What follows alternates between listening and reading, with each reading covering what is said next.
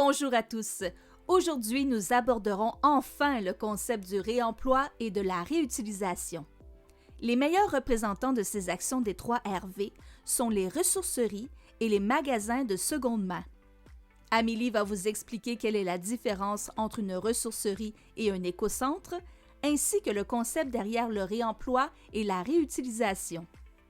Après la réduction de la consommation, il y a le réemploi. C'est le moment où nous n'avons plus besoin d'un bien domestique, mais qu'il est encore utilisable. On le réemploie en modifiant son usage. Mon vieux chandail devient une guenille. Mon meuble brisé a des tiroirs encore bons. Je le réutilise en tablette design. On peut aussi le donner à quelqu'un d'autre dans la famille, au travail ou à un ami, par exemple. On peut le vendre en ligne, on peut l'apporter dans une ressourcerie ou un magasin de seconde main. Quel genre de biens parle-t-on exactement?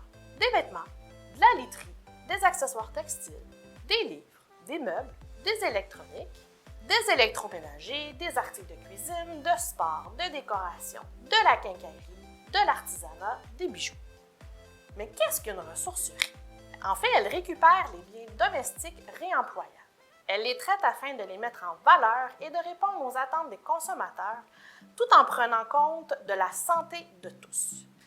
Elle favorise le recyclage et la valorisation de biens qui ne répondent pas aux attentes des clients. Elle a un rôle d'éducation à l'environnement. De plus, elle a souvent un volet social, l'inclusion, l'insertion. Elle répond généralement aux besoins d'urgence de sa communauté. Le magasin de seconde main, qui n'est pas une ressourcerie, ne priorise pas l'environnement dans son traitement des dons ni d'éducation à l'environnement.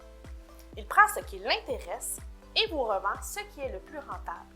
Certains ont toutefois une vocation sociale. L'écocentre est un lieu de transit pour agglomérer nos biens pour les acheminer en volume. Il s'occupe principalement du recyclage de matières qui ne vont pas à la récupération et des résidus domestiques dangereux. Bref, on leur apporte des biens qui ne sont plus réutilisables, mais qui constituent une matière acceptée à votre écocentre. À la prochaine capsule, nous vous présenterons le Recycdon, votre ressourcerie de proximité.